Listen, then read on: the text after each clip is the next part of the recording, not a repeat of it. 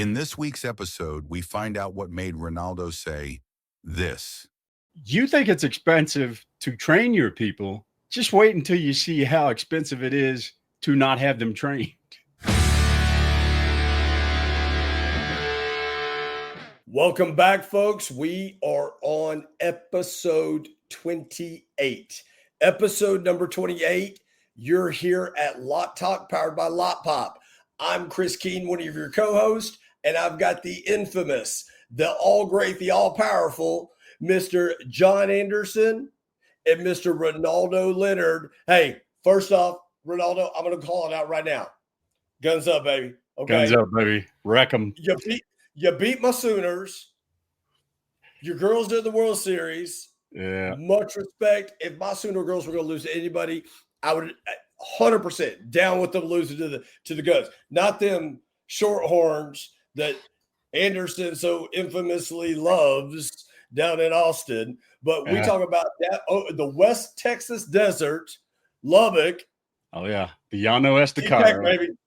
Yes, indeed. Proud of them. They've done a great job. And, hopefully they can seal the deal and get another natty in the column for us. So, yeah, proud of them. And tonight is going to be it's going to be exciting. And I can tell you, yeah, if anybody dislikes the Shorthorns more than OU, it would be anybody that's ever spent any time out in Lubbock. So, yeah. But we're excited. Wreck them. Wreck them. I love it. Wreck them. Yeah. Hey, Renaldo. Yes. So we went to that game one year, you and I and our wives, we went there. You took us through and to some of them Letterman tailgates, whatnot. And that was a fantastic time. I mean, for anybody that is a college football fan, if you have not ever gone to a Texas Tech game, but only seen it on television, and you see the tortillas flying through the air, okay? Never understood it, still don't understand it. You'll never make it make sense to me, Renaldo, so don't even try. Not going to. Okay? But then tortillas flying through the air, that was something else. I mean, it was absolutely bizarre. It was an amazing stadium, and I had such a great time. The alumni from Texas Tech, even though I come strutting in with the University of Oklahoma, polo on, they welcomed me with open arms. They were just great people. Yeah. And I had a great time with that. Yep. But the thing I got that I always forget, Renaldo, that burrito place that we went and ate breakfast at. What the hell was the name of that place? Josie's Burritos, my man. Josie's. Yes. It's a staple. John, I'm going to tell you, brother, you have not had a breakfast burrito until you go to Josie's in Lubbock, Texas. That burrito looked like, I'm telling you, Weyerhaeuser, the paper people that come harvest trees out at your place. Yeah. They ain't got chainsaws big enough to cut these burritos. Yeah. These suckers are huge. Here's something for you. I mean, and at that place, for my family, my brother went there, niece went there, kids went there. We just got a connection to Lubbock and Texas Tech. But this past weekend was in Lubbock for a baby shower for my middle son, and my twin brother comes in, and he has one of those big, I guess maybe it's a 34-gallon igloo cooler. This dude goes and gets 3 dozen breakfast burritos, puts it on ice. And then when he gets back to Fort Worth, it goes in the deep freeze and they pull them out, on a regular basis, because you will definitely enjoy it. And if you have enough of them, you're addicted. Put it on the main line. But yeah, Josie's Burritos is an institution and a great story, great family story. But man, they do it right. They do it right for sure. So you got to you guys and John. Sure. John, you've never been there, so you need to come out and get a baptism. And we got to put that on the schedule. Maybe we could do a show from Lubbock. And in Lubbock, the Red Raiders have lost a few games, but it's our goal to never lose a tailgate. So we'll have a good time, that's for sure. Hey, John, I'll tell you now, they don't lose at the tailgate game. Okay, it's a spectacle. We start Friday night. There's a lot of great tailgates out there, and I've been to quite a few. Not as many as I'd like to, but hands down, the folks in Lubbock have got to be some of the alumni, the people. When you're there, if you're the opposing team, and listen, a lot of years that my Sooners went into Lubbock and just beat the brakes off of them. Okay, but they still welcome me with open arms, going, "Hey man, come on in." Oh, wait a minute, man! I'll never forget, John. I got this button up polo. Okay. And I come strolling in, Renaldo and I come walking in, and they think I'm one of them because, you guys know I wear a cowboy hat all the time. And it's fall time. It was cool out. I got my hat on. Renaldo's got his hat on. I come rolling in, and Stephanie's got a University of Oklahoma sweater on. And, we just come strolling in. They're like, come on. Oh, wait a minute. Hang on one second. They grabbed this Texas Tech sticker. Stabbed it right over my logo. Oh yeah. Well, that's one of the rules. We don't have many, but when you go to the ex-Letterman's tailgate, you know how people get. The beers start flowing and people get to jawing back and forth. So we just try to keep things hospitable because the goal at the end of the day is everybody have a good time. We compete, but at the end of the day, we're all brothers. So, yep. Yeah, they definitely want to make sure that that possibility is gone. So anybody else's, logo gets covered up. Absolutely. You can take it off when you leave, but while you're in the house, respect. Sounds like the brand police on the sidelines of the Indianapolis Colts, man. If you were wearing whoever their advertiser was, man, if you had something on that had an off brand, the security would come up with a big piece of tape and cover that bad boy up right away. Oh yeah, absolutely, in a heartbeat, man. Because you might get on TV, man, and they got to be, that brand does everything, bro. So they would come in with a big piece of black tape and cover that thing up. I found that out the hard way. Because I was standing there and somebody was pushing on the back of my neck. I turned around, this guy was about 6'8". I go, "What are you doing?" He goes, "I'm covering up your last year's brand logo. We've changed brands." So yeah.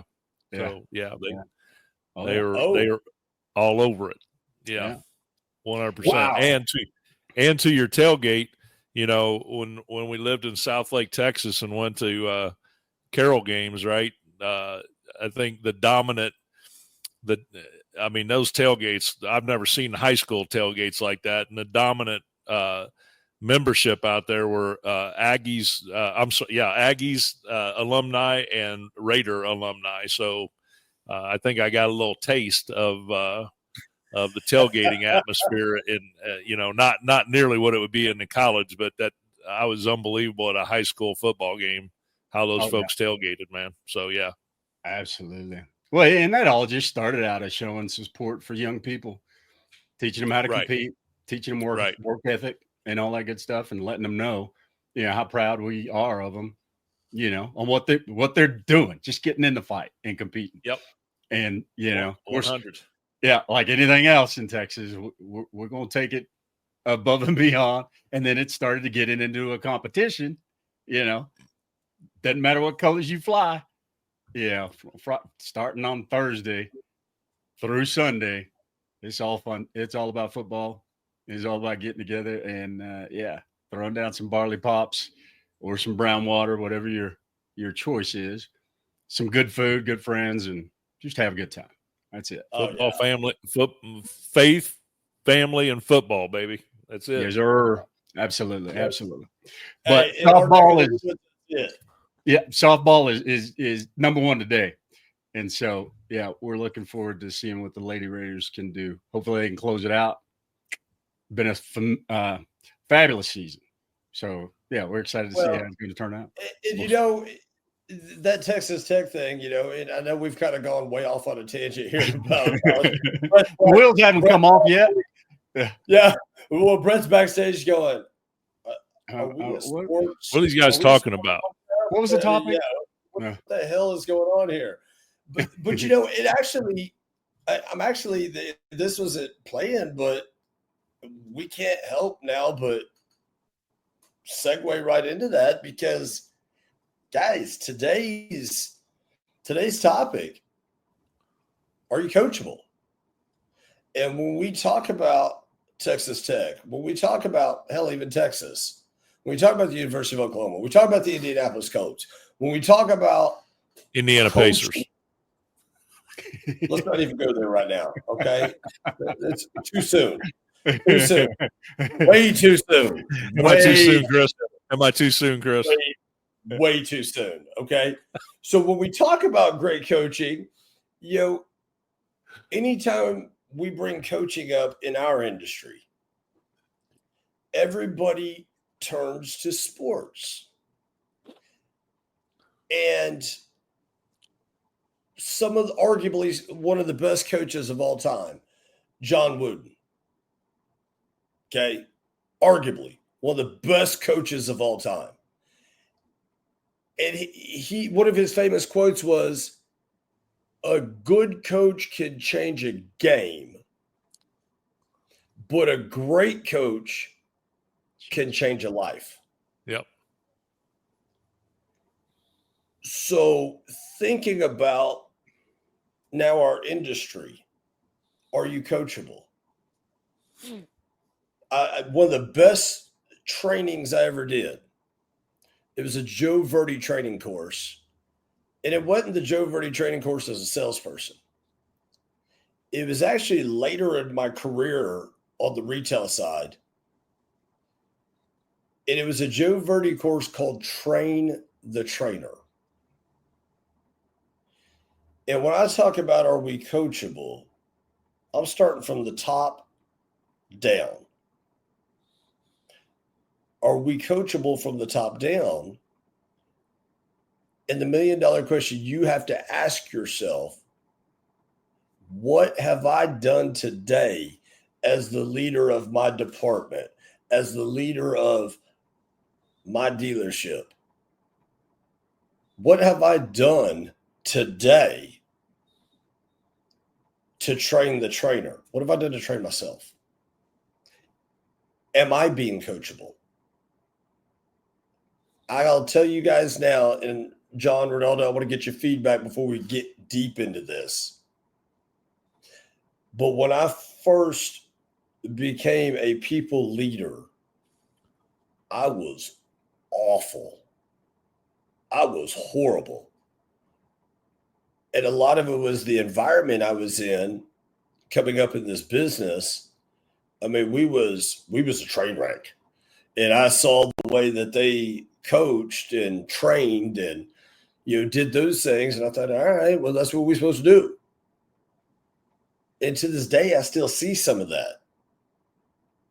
They'll sit there and get a customer in the dealership and, they'll work a pencil and then they'll hand it to the salesperson. And I'm going to take us back to the very beginning of Lot Talk.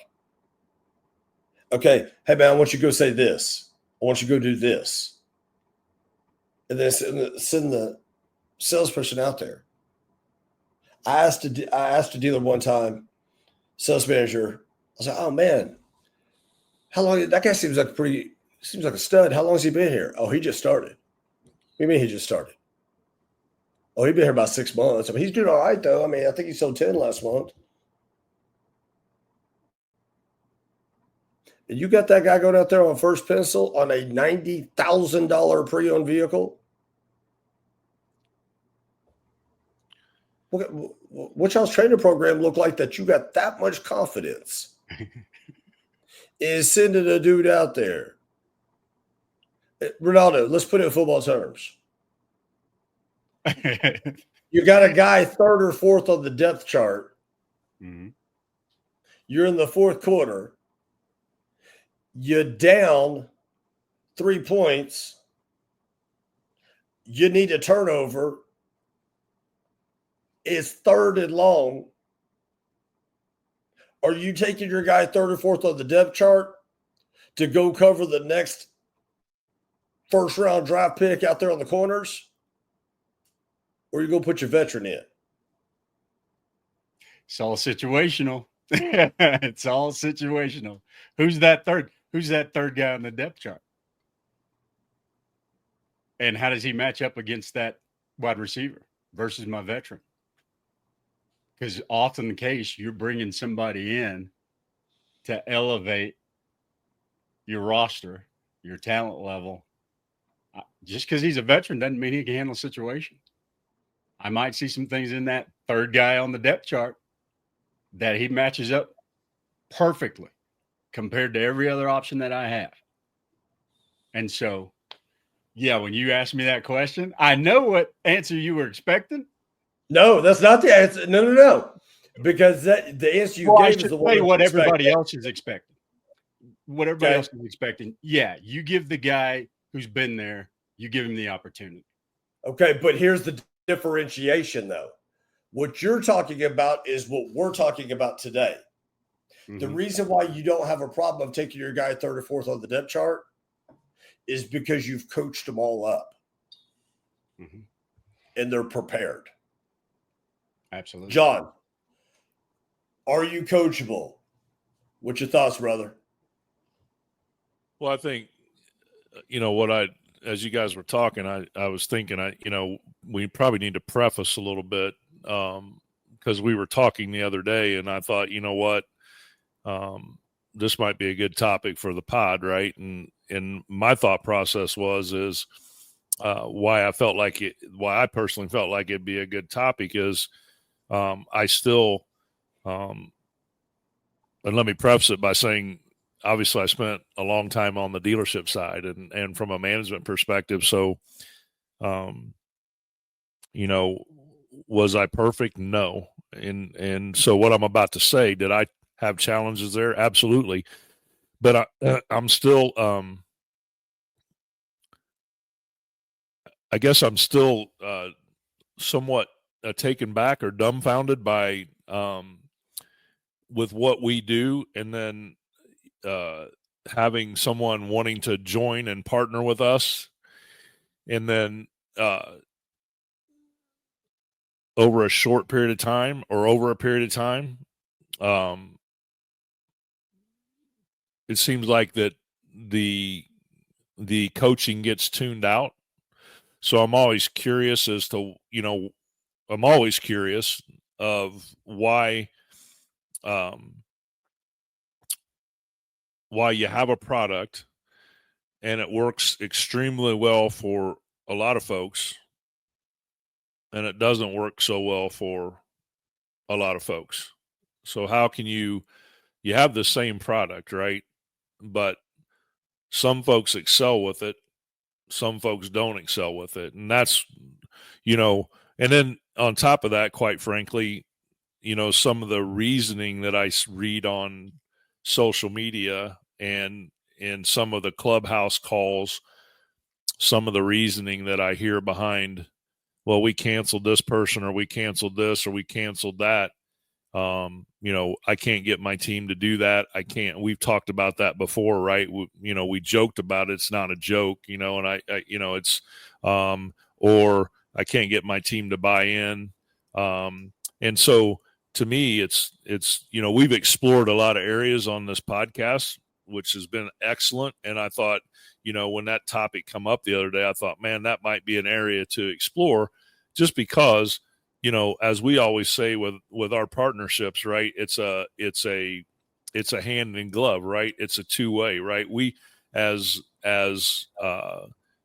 have a responsibility to bring it but it can't always be us, right? That has to be a two-way street.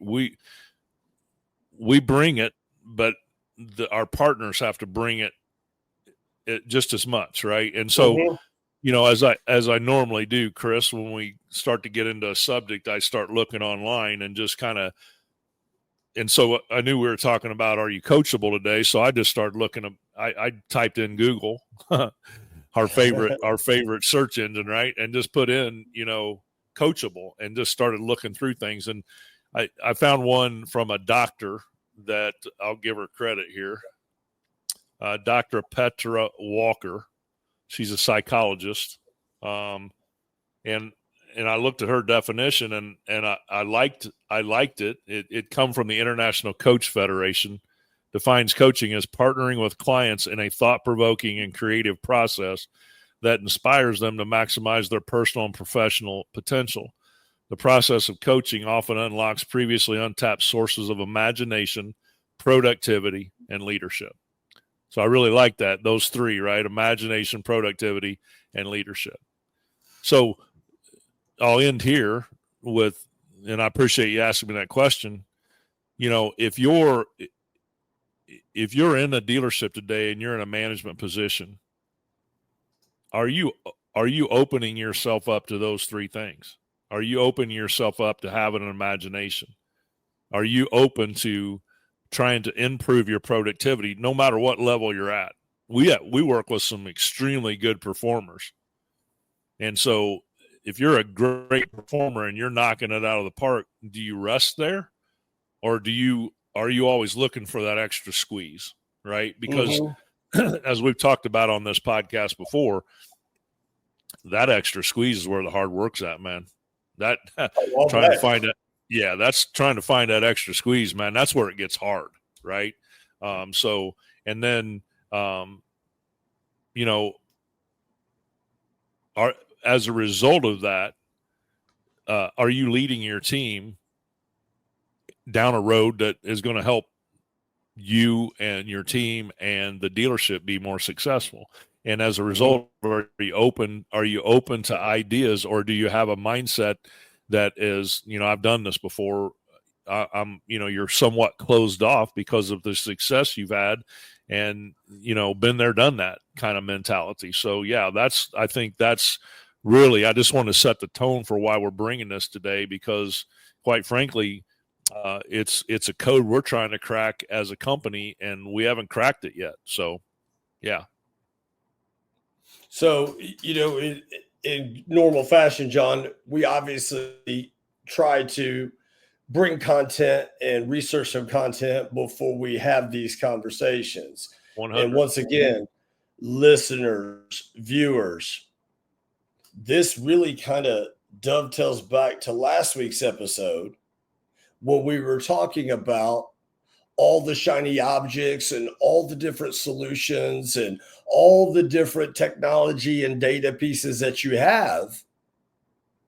One of the main key points I sat there and tried to drive, that John tried to drive, that Renaldo tried to drive, is these software tools that you have, they're great.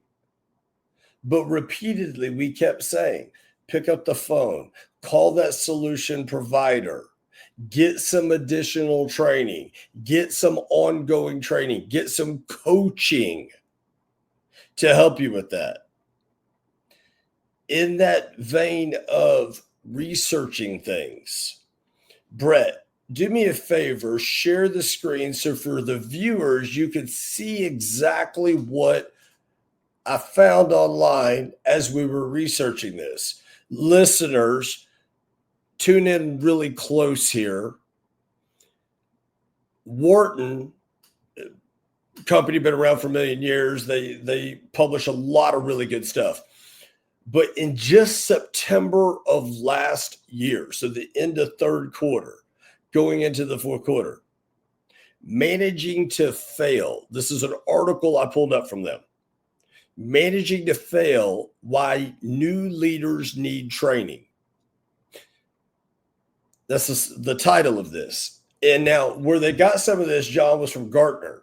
Now, you know, I read the Challenger Sale all the time. It's a great book. It's a great way to start your coaching journey when you're leading individuals in a sales environment. But Gartner is the one who actually shared this stat and this really scary thought here. But listen closely, listeners, viewers, read it on the screen. Navigating the leap from being an individual contributor to manager is one of the most challenging career transitions. Yet the majority of new hires are placed in a role without adequate preparation. We're talking about here, guys, the individual contributor that moves into a leadership role within the company. It goes on to say, listen closely, a staggering 60% of new managers report that they never received any training when they transitioned into their first leadership role, according to the Center of Creative Leadership. But unexpectedly, global research and advisory firm Gartner confirms that 60% of new managers fail within the first 24 months, in the first 2 years. And it's largely due to the lack of training in leadership and management skills. So, is this podcast today an indictment on the people leaders that are listening in, that are viewing? No. What it's saying is, or what we're trying to convey is, yeah, if you're a people leader, make sure that you are taking the blinders off, that you're taking your one thought cap off, putting another thought cap on, and say, feed me, be coachable. Why? Because you have less leaders in the company and you have more individual contributors. You can't expect them to be coachable if you're not coachable. And that takes me to this very important point that I literally, John, Renaldo, I just had this conversation with one of our dealer partners. In the old adage, slow to hire, quick to fire. But then I added a piece. If you're going to terminate somebody, did you coach them up? And are you letting them go because you coached them really well and the other leaders in your company coached them really well and they're just not getting it? Or are they not producing because you failed as a coach? I'm going to pause there. Brett, you go ahead and take that off. Flip that over to Renaldo. Yeah. Gosh, it's one of those things that I've kind of looked at a lot throughout my career, because when I was at school at Tech, we always talked about the Peter principle in business classes, and the Peter principle basically came about in 1970, and it said that people always are elevated in a business situation and in organizations. They're elevated one level above their competency level because of the fact that people are usually promoted based on performance in a role that they're in. And that was one of the questions that was kind of delved into before that book was published. The Peter Principle was published. And the question was brought up: training, preparation, education, how much of that plays a part into it. And so it's not something that's just all of a sudden we looked up and we realized that, yeah, there's a lack of leadership in leadership roles. But it goes back to the, what's the first thing that everybody pushes back on in a company when times get tough? They want to look at their expenditures. And they see that, okay, we're spending some money on training. We're spending some money on development. Oh, it's the first thing they cut. It's always the first thing that's cut. And let's see. I always go back to, and I believe it was Zig Ziglar. I might not be right on this, but it says that he was talking to a prospect, trying to get him on board with his training program, and asked him, or the guy, the objection was that it's too expensive to invest in your program. And he turned around and he told him, he says, you think it's expensive to train your people? Just wait until you see how expensive it is to not have them trained. And so it's just one of those things. It has to be a mandate. And unfortunately, the best leaders that we see today really see the importance of it and really lay that foundation to make sure that somebody's prepared before they're given the keys to the kingdom, so to speak. Mm-hmm. And so, yeah, it's, I know that and I was fortunate. I was really fortunate because, and I look back in retrospect, every position that I had prior to getting to the dealership and moving into a leadership role at the dealership prepared me for that particular day. And I had people who would pull me aside and say, you're not in a leadership role today, but this course or this period of time or this experience you just went through, stick a pin in it because you'll be able to rely on it when you are in a role where you have the responsibility to manage people or deal with, the consumer public. And so it's not everybody has that opportunity, but we really need to focus on that. I mean, and not just in dealerships, but if we look at any segment of our society, we look at just our country as a whole. You got a lot of people scratching their heads or scratching their butts or scratching whatever they like to scratch and wondering, how are we going to get out of this without the leadership that we need and where we're going to find that leadership. So, I mean, I'm not sure that I answered your question, Chris, but if we don't train people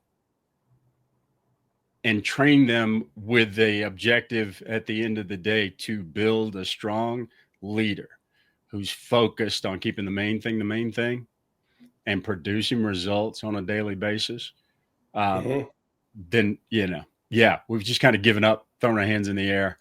And that starts with a leadership group who is coachable, who will have a set of eyes, look at their situation from the outside and say, okay, I've identified these 3 problems, these 3 issues, and then give them a strategy that's executable that they can carry out in order to be able to put that together. So everybody in the building has to be coachable. I don't care if it's your lot porter or if it's your dealer principal who's just sitting out at the lake house, cashing checks. He has to be coachable, and that all just kind of it filters down throughout the organization. But in most cases, Renaldo, that dealer principal, he's the dealer principal or she's the dealer principal for a reason, because they were coachable. But you can't let it get watered down, right, from the dealer principal to the right-hand man, to the next in charge, to the next in charge, to the next in charge. To your point, everybody has to be coachable, or you see what we saw here. And guys, that publication we just shared with you, that was from last year, not too terribly long ago. 60% of new managers fail within 24 months, largely due to the lack of training in leadership and management skills. John, I just read that last part again from Gartner. 60% fail rate in 2 years due to lack of training, lack of management skills. Taking it back to your days when you were in. And we all know in French, that man dropped a hammer. But I think he coached you up all at the same time. Yeah, no, it just wasn't an option. So, you look back on your athletic coaches in your life, and man, the guys that were the hardest on you when you were going through it, you were like, man, what the hell, what the hell am I doing here, right? And then as you get older, you look back and you're like, those are the people that had the highest impact in your life, and those are the people that made the biggest difference, and those are the people that you typically appreciate the most. You don't forget them, that you just don't forget them. And for me, Ed was one of those people, just because it was constantly, you were constantly being challenged. and constantly, there's a great story about Bill Belichick walking through the halls of the training facility for the New England Patriots, and athletes, the athletes that played for him, even as coaches, right? They would tell you, I remember hearing them talk about it, that you walk down the hallway and you'd see Belichick coming, and Belichick would never fail to stop and ask his players or his coaches and give them a situation, a game situation, and then have them tell him what are we doing in this situation. So he was just constantly challenging, checking, and so that's kind of the way I looked at Ed. There was constantly challenging, checking, rechecking, inspect what you expect, right? And so it just makes you, during the time where there's some times where I'm like, man, what the hell did I get into? Yes, there were, but I think, I've been blessed. God blessed me with a lot of, as Renaldo says, God blessed me with a lot of good people in my career in the auto business, but he's just one of the ones that stands out because of his method. Right. And so, I want to go back to you guys saying, when you guys were talking about the first thing that typically gets cut is the training. Right. And I want to circle this back around to, look, I'm going to stick up for some third parties today. Cause look, there's a ton of tools out there available in this space that can help you. And I know that look, I was there, right? When you have so many tools throughout the day, you got to go here to do this and here to do that. I know that can be frustrating. I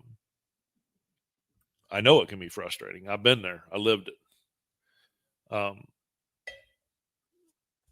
But I can't think of, inventory management tools, CRMs, those are there for a reason, to help you, really to help coach you on what's going on. And look, if you're not getting what you need from those tools, we're all leaders. We're all leading somebody. Some of us are just leading ourselves or not leading ourselves, right? But we're all leaders, just like we're all salespeople. You got to get up and sell yourself every day, right? So, I guess I'm just dumbfounded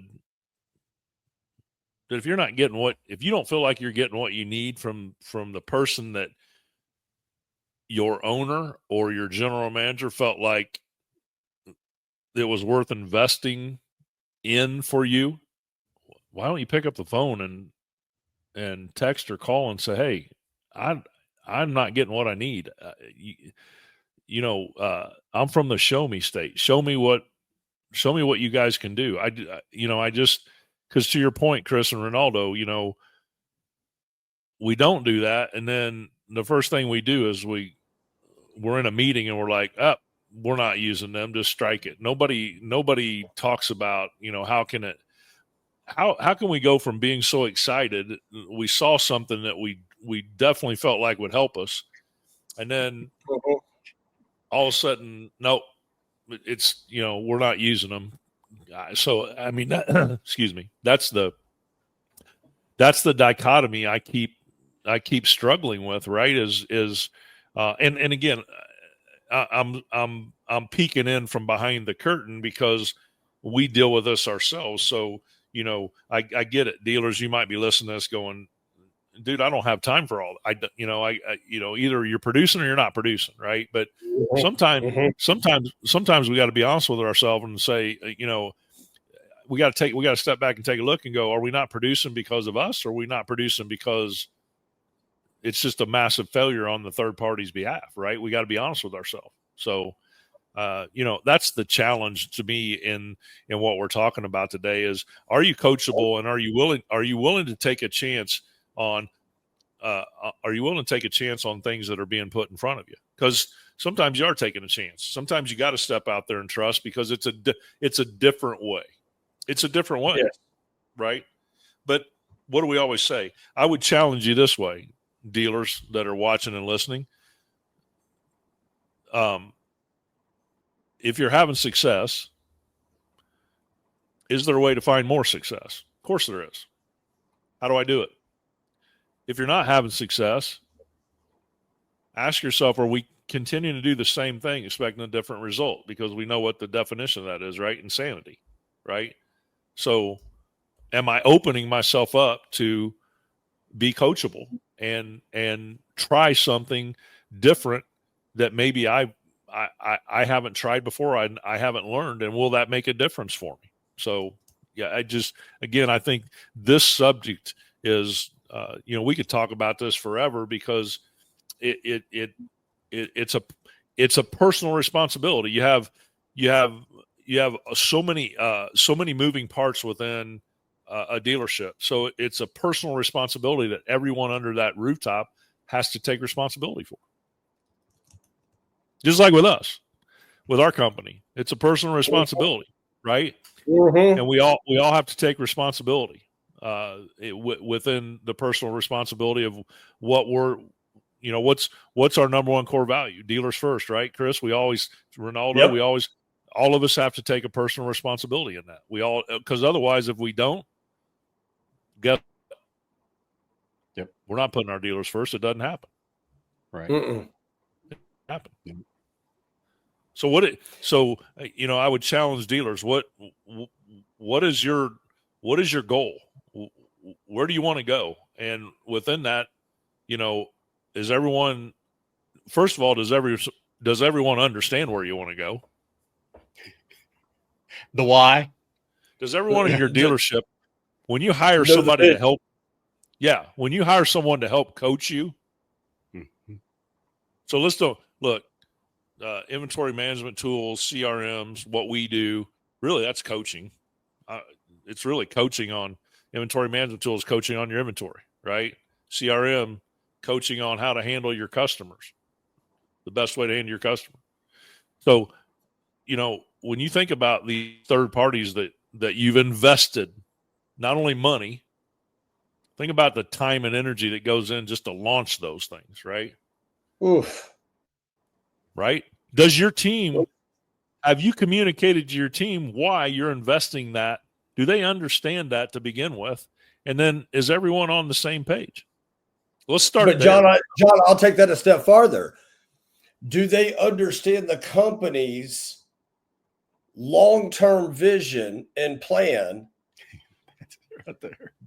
Because the resource and tool that you brought in is what you deem and see fit to fuel that vision.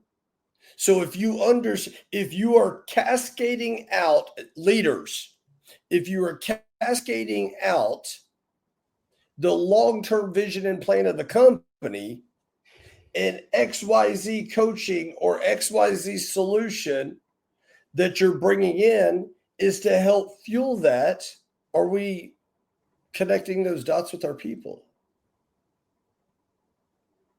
Are we even taking it a step farther back than that?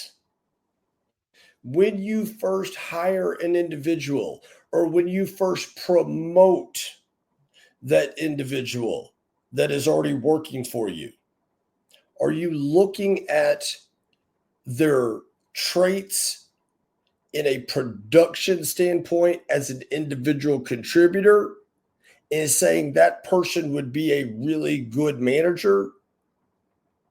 Or are you stepping back and really looking, going, okay, what made that person a good individual contributor?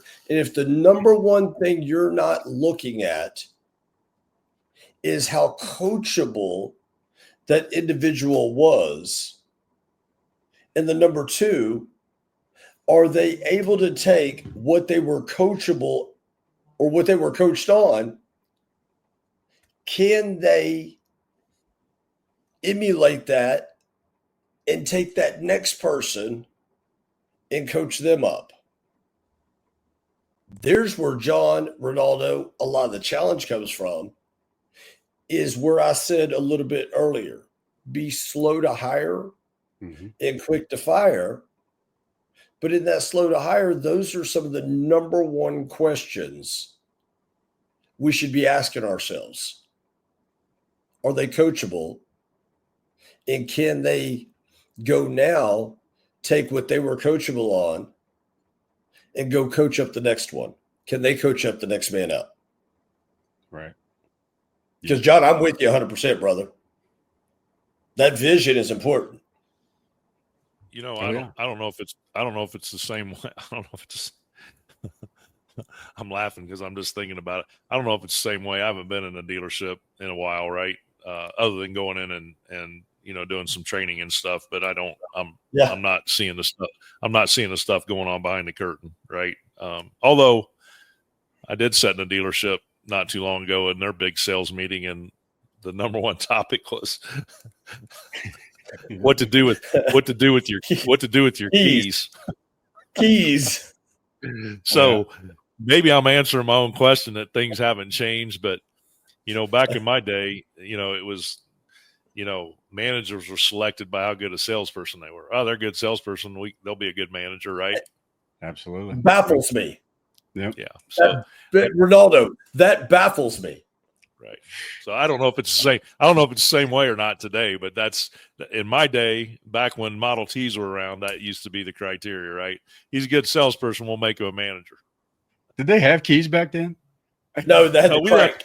Back then, we didn't have to worry about it. We lost. We had to find the handles. Which crank? We had the cranks. Yeah. Who put the crank? Where's the crank at? That's where I was going. And something that I wanted to kind of correlate. You mentioned John Wooden earlier. Arguably is the phrase that you used. In my mind, the results that he put together and the quality of the people that cascaded out of that program, I would say that he is the best coach to have ever carried a clipboard. But what was the first day of practice like on that campus with those kids who started every single year? And it didn't matter if you were year one as a freshman. And back in those days, you couldn't play as a freshman. And a freshman team. You're talking about Wooten, right? You talking about what his first day of practice was? Absolutely. I love this story. Love that story. So didn't matter if it was your freshman year or if it was your senior year. You'd been there 4 years. First day of practice, everybody sat in a classroom, and he taught you how to properly put a sock on your foot. Yep. And when you talk about having a vision for a team and starting with the core fundamentals, he did that every single day, every day without time, or every day, every time without fail, no exceptions. And people were, I think I heard a story from Bill Walton, who went on to play in the pros, had a 16-year career, I think, played forever, won NBA championships, but he always goes back to John Wooden teaching him the first day of practice how to put a sock on his foot. Said he didn't understand it at the time, but when he went and asked the coach, why do you teach us how to put a sock on our foot? And he says, well, son, do you understand exactly how much time you'll lose if you get a blister on your foot? And he said, from that moment, I was bought into everything he said, ran every drill exactly the way that he asked me to run it, because I knew, first and foremost, his vision. And then I knew that he wasn't going to ask me to do anything that was going to lead to me missing time or not performing to the highest level that I possibly could. And so, love John Wooden, studied him all my life. Great example, but that's just connecting the dot. We talk about keys. If somebody, and I know a lot of dealerships that will go and show someone first day they're on the job, this is where the keys go. If you're not using the vehicle and sharing it with a prospect on a test drive, this is where the keys go back. But the one thing about Wooden, he had that accountability as well. So if somebody didn't have their socks on properly or had their shoes tied right, they didn't Wanted play. to grow a beard. Yeah. Are you? Remember when Walton come to him and said Coach, I'm because there's no facial hair, right? And Right. Walton Yeah. come to him and said, Coach, I'm gonna grow a beard.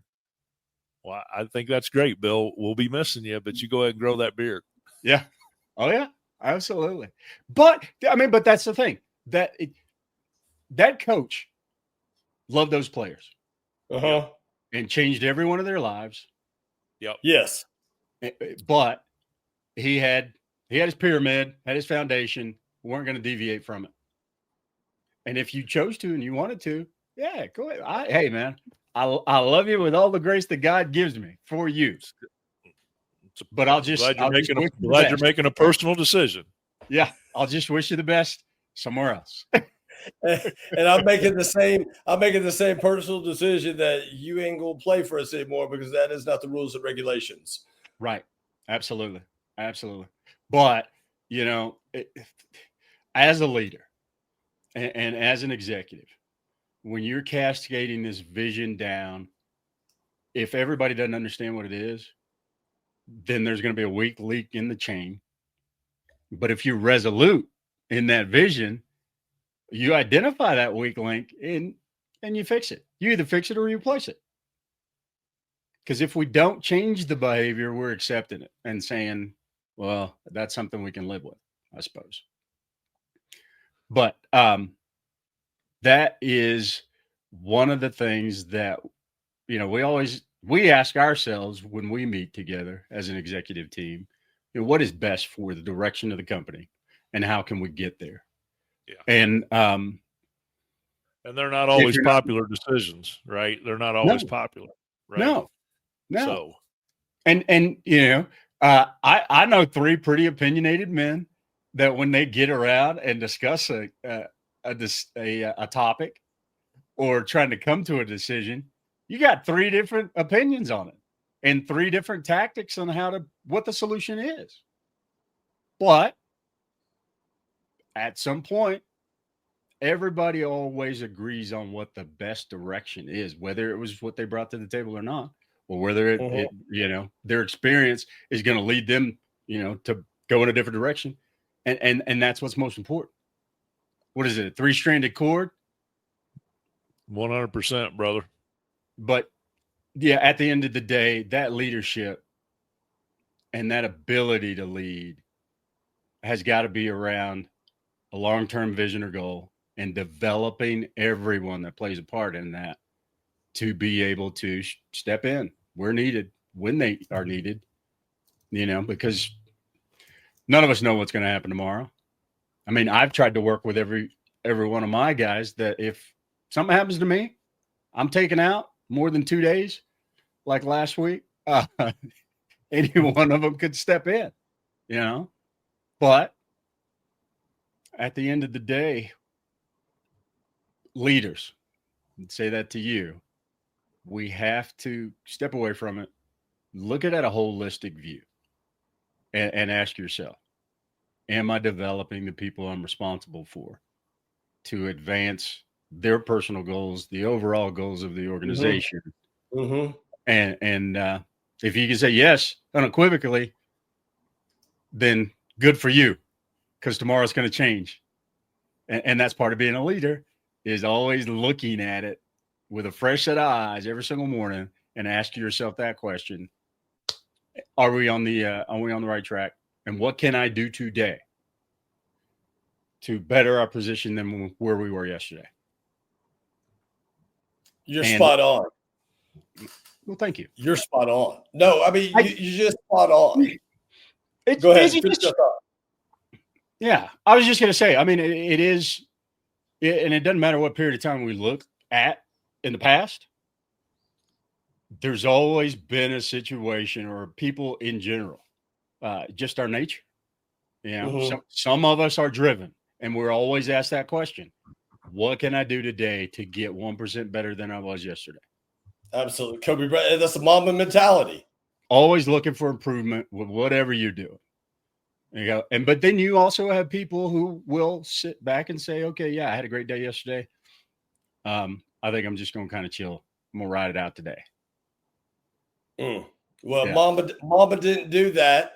And I've got just a quick special treat to help close out. So listeners, viewers, stay tuned in here for just the next 4, 5, 6 minutes. Okay. We're going to go a little bit over, but I pinged a good friend of mine, John Anderson. You know who he is. Renaldo, you know who he is.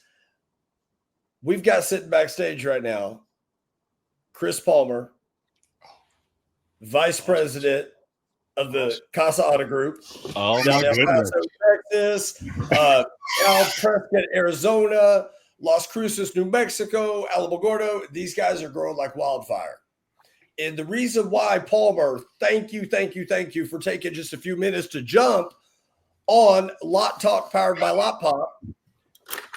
But the reason why I thought about you, my friend, is because I spend a lot of time with your company. And the subject of today's podcast, are you coachable? And I couldn't help but think of the hours and hours of conversation that Palmer, you and I have had around coaching, around training.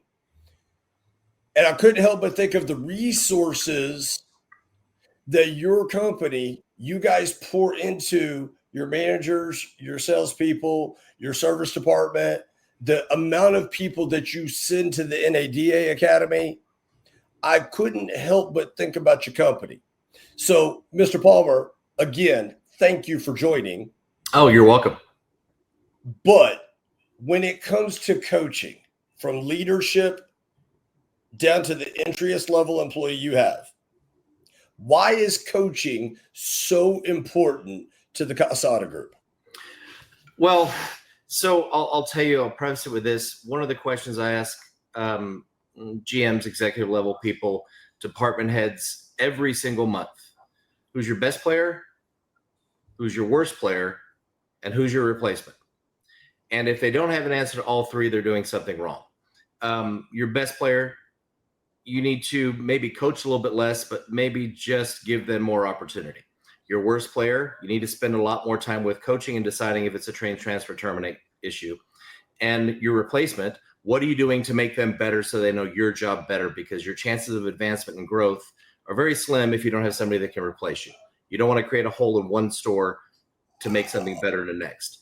And the other part is too, like, we have our culture is pretty sound here, and we do a lot of things. We give everyone an opportunity for growth, but it starts with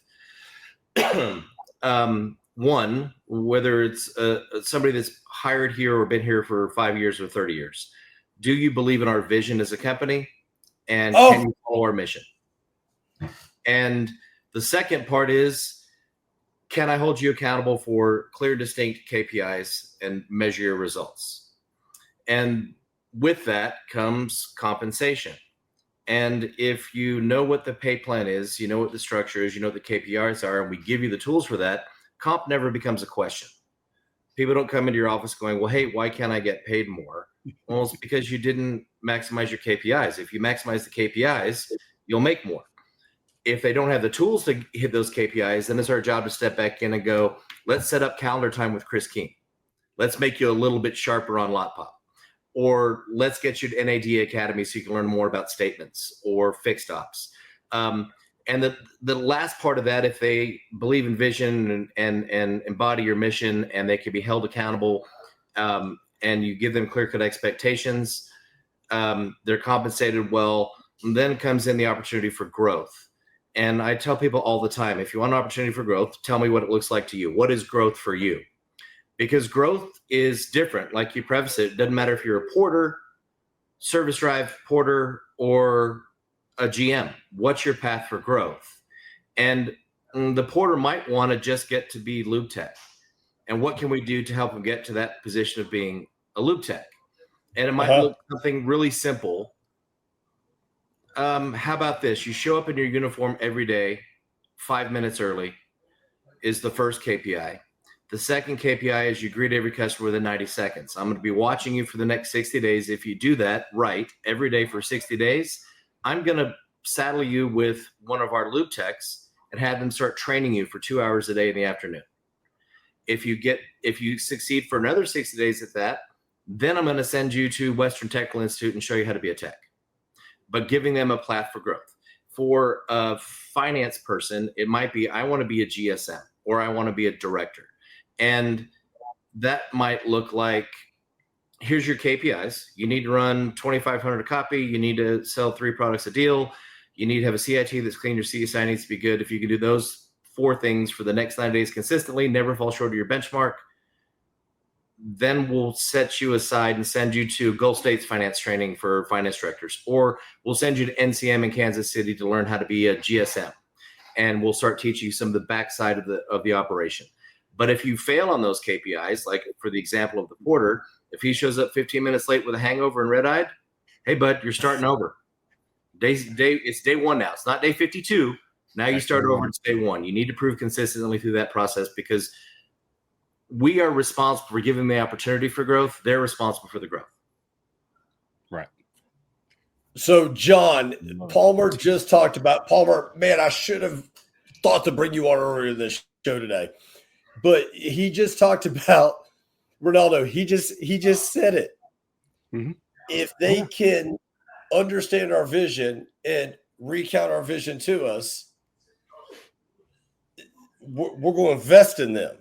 Yep. We're going to invest in them. Right. Because they're coming down that same path, and we're going to coach them. We're going to train them. We're going to train them. We're going to coach them. We're going to coach them. We're going to train them. Oh, and then hey, let's go. But here's the part that really just kind of revved me up, and I got the goosebumps all over the place. If you are late one day, you start over. You go back to day 1. It's not day 52. Day 1. Yeah, and I'll tell you a really funny anecdote, because this happened in the recent past at our Kia store with Junior. I was in the showroom just checking on things, and 2 different people that were in the sales department came to me that had been finance managers, sales managers in another dealership, and they said, hey, boss, I just really want an opportunity to get back on the desk, or I want to get back in the box. Same day, like within 20 minutes of each other. Wasn't planned. And I tell the first guy, I said, well, if you want to get back on the desk, we have a hole in service. We're not buying enough cars off the drive. If you can commit to being on the drive every morning at 7:30 and appraising 10 cars for the rest of the week, we'll have another conversation. So the next guy comes, he goes, okay, boss, high five. I'm there. Don't worry. I'm going to buy some cars. Okay, great. Second guy comes, I really want to get into finance. And I said, simple. What time does the finance director get here? He gets here at 8, sir. I said, be here at 8. Sit down with him, help him verify payoffs, call and check, chase titles, help him with save a deal, spend an hour a day outside of your scope doing those things. Okay, you got it, boss. Woo-hoo. The next morning, where do you think I was at 7:30? On the drive. On the service drive. And where was that dude? Not there. Not on the service drive. He lasted 60 more days with us. Yep. Wow. I go to the finance office at 8:30. Hey, where's Raul? Oh, I'm not sure why. Oh, he said he was going to be here this morning. I called him. Hey, I thought you were going to be in finance this morning. Oh, no, boss, I had this thing and this thing and the other. And I said, okay, cool. All right, appreciate you, but that's it. Off the radar, right? They got to prove they're willing to grow. Right. And that proof comes in effort a lot of times. Yep. That people are not willing to give. And so you know what their exchange rate is. This is what I want, but what am I willing to do to get it? And that is brilliance. Yeah, that's the brilliance between you and how you direct that team and lead that team and the results that organization is experiencing every day. Great to see you, my man. Appreciate you jumping in. Yes, sir. That's why that organization John, is as strong as they are. Mm-hmm. Yeah, John, I know leadership. He's probably provoked a thought or two in the last couple minutes here. Anything for Palmer Anderson that you just grabbed from him, because he just spit a lot of really good stuff out. I ripped off a page of notes while Chris was talking, man. Chris, I can't tell you how much I appreciate you jumping on with us, and I mean, just listeners, viewers, if you didn't grab some nuggets from that, I mean, we can't help you. I mean, that was absolutely tremendous. And I love the thing I love is always coming in with that mentality of who your best player is, who your worst player is, and who your replacement is, right? Having that mentality of who's my replacement, because I gotta make sure that person's getting the food they need so that I can move on. So I just love that, hammering that process on time and time again, right? And so I got a whole page full of notes, but that was one of the things that really stood out to me, is that mindset that you got to have to, one, making sure you're paying attention to who your best players are, your worst players are, and then thinking about, if I'm going to move on, I gotta make sure I'm equipping someone. That's it. Absolutely. That's it. Well, thank you guys for inviting me. This was fun. Yeah, Palmer, thank you. I know it was just impromptu, last minute, but we just were so knee deep into this coaching thing. And then I was like, oh my gosh, one of the best embodiments of coaching and training is the Casa Auto Group. And I was like, hey, I got to get these guys. I got to see if he could jump on real quick. So thank you for taking Chris, real quick too. The thing that impressed me is from Chris and the team there is how willing they are to invest in their team. Right. We'll send you to NAD Academy. We'll send you to NCM. We'll provide the tools you need to help get you to the next level and help our organization continue a consistency of success. And you just don't hear that often, that here's the path and here's what we'll do for you. We're going to invest in you. And that's refreshing to hear that, because it just doesn't happen everywhere, unfortunately. Yeah. No, not at all. Palmer, thank you again so much. I know you're busy. Appreciate you dropping in. Would love to have you back on for a full episode Absolutely. here in the very, very near future. Yeah, perfect. I'd love to. Just let me know. Send me a link. Will do. Appreciate you, Palmer. And don't break any podiums today, Keene. Hey, whoa. We'll keep that on the down low, brother. I know there's a story there somewhere. There's a good story there. There's definitely a good story. Yeah. So, so listeners, viewers, if you jumped in on these last couple of minutes, I mean, we've had Chris Palmer jump in here, and from firsthand experience as one of their resources for a coach for training, I can firsthand testify to that their team understands that the investment that they've made with the different resources they have, doesn't matter what resource it is, when that resource comes in, whether it's simulcast via or virtually via a Zoom call or in person, their team understands this is what we do at the Casa Auto Group. So, Mr. Palmer, again, thank you so much. Appreciate you a ton. Let you get back after it, and I'll circle back with you later on today, sir. Appreciate you. All right. Thanks. Wow. Dude. How much content, valuable content can some person deliver in 7 minutes? And just ask about it on the fly. On the fly. Well, hey, to your point, that Renaldo, you just brought up a great point, brother. How ingrained is that at that organization that he can do that like that, right? You know that's not just talk, man. That is ingrained in those folks, because he was able to, here, can you come on for 5 minutes? I think he delivered. I didn't give him any context. I said, are you in front of your computer? Do you have 15 minutes to jump on our podcast right now? Yeah, send me the link. And he delivered that in about 8 minutes, man. So just that, to your point, Renaldo, how ingrained, man. That's why that organization is the way they are right there, man. That's Absolutely. Awesome. That was awesome. Yeah, we should have had him on from the beginning. My fault, guys. I'll take ownership of that. Should have had him on at the beginning. But here's the thing, though, that I promise you, I have full confidence in this. No wavering whatsoever. If you talk to anybody that reports to him, you'll get the same message every time. And work it on down on to the lot porter who is wanting to be a lube tech.